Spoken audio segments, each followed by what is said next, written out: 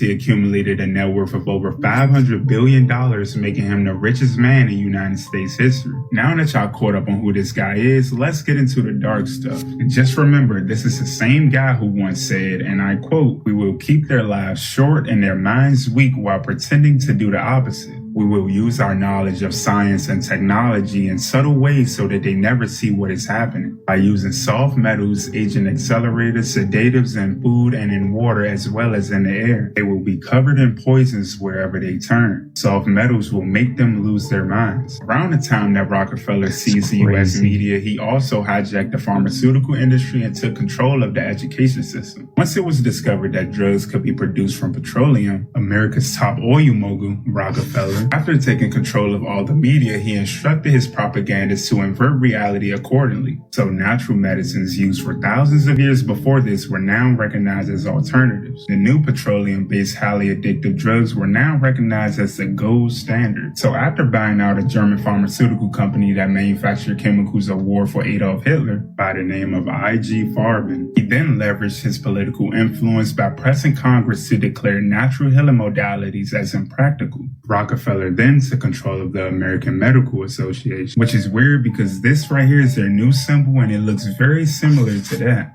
He then began to offer massive grants to all top medical schools under the mandate that only his approved curriculum be taught. Any mention of the healing powers of herbs, plants, or diet were all erased from modern-day textbooks. All doctors and professors who objected to Rockefeller's plans were all crucified by the media because he had control of the media, and then later removed from the AMA, then stripped of their license to teach and study medicine. Once word got out that his petroleum-based medicine caused cancer, in 1913 he founded the American Cancer Society to suppress that information.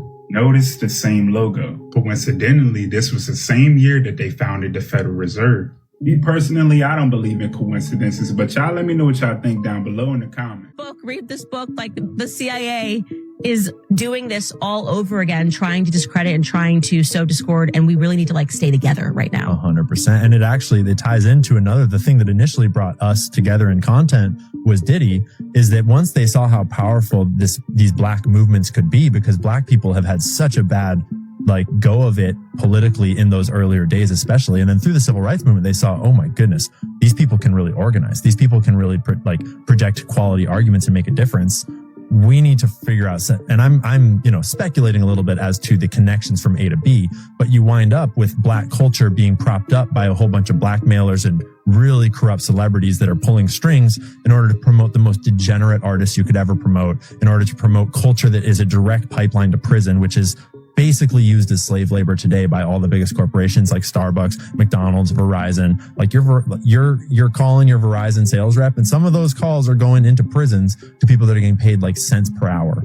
And so the way that the black community has been undermined since the sort of 80s and 90s through rap music is a big part of it, is so tragic. And I think that the seeds are sowed in that time period of the Black Panthers being such a threat, not a physical, violent threat in most cases, but rather a political threat. Yeah, and that's really funny because